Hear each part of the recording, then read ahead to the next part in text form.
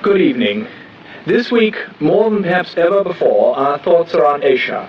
And we have the exceptional good fortune to have in the studio tonight one of Asia's most prominent statesmen, the Prime Minister of India.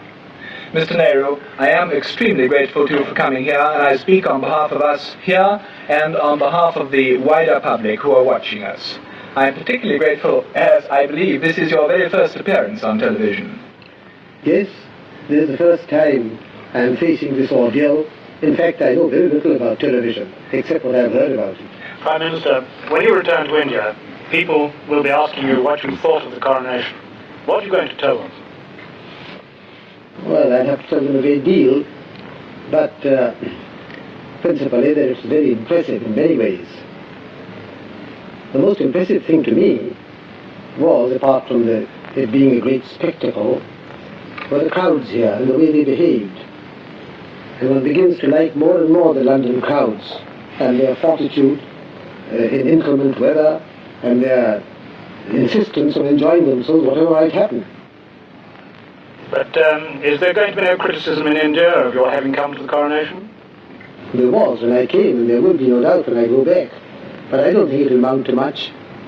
Mr. Nehru, we all understand very well indeed why India decided to be a republic within the Commonwealth. And what I think is a remarkable thing is why there is so little resentment in India towards the British in view of our past history. It seems to us India is the most wonderfully magnanimous country. Can you explain this remarkable phenomenon of forgiveness? Well, partly we don't, I suppose, hate for long or intensively. But chiefly I think because of the background that Mr. Gandhi gave us during all these past decades. After all, you were in prison yourself 16 years, and you don't seem to have any resentment about it at all. We might almost be popular people in India. It's an astonishing thing, really.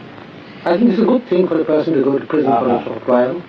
And to be Prime Minister for 7 years. I was going to ask, looking back on those 7 years and remembering all the hopes that were expressed at the time when India gained her independence, do you feel that they have been years of satisfactory achievement, or have you disappointments, Prime Minister? Both. I think we have certainly achieved much, and there has also been, for a lack of achievement, we haven't done what we wanted to do, so it's both satisfactory and unsatisfactory. Could you elaborate that a little? What have you been disappointed in?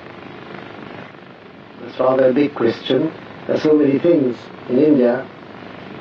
Can I give you a lead about democracy and the progress of political democracy in India? Well, generally speaking, I would say that politically we had advanced. The unity of the country, we've put an end to all the old princely states. We've had these general elections which were remarkable on a tremendous scale, and we've built up a good democratic structure. What troubles us chiefly is the economic side. I believe we have made progress. I should like the progress to be much faster. Would you agree, Prime Minister, that Anglo-American, British Commonwealth American, if you like, agreement and concord have a very special value for the defense of our common ideals of democracy? Yes, certainly.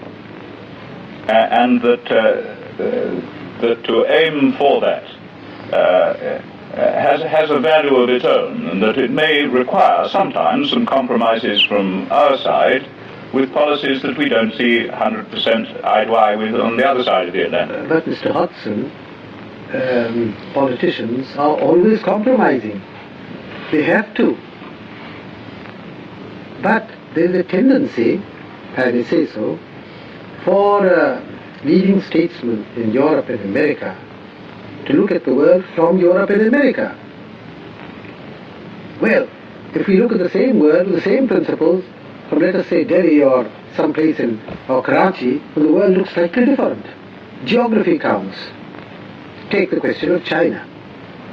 China is a distant country to most people in Europe and America.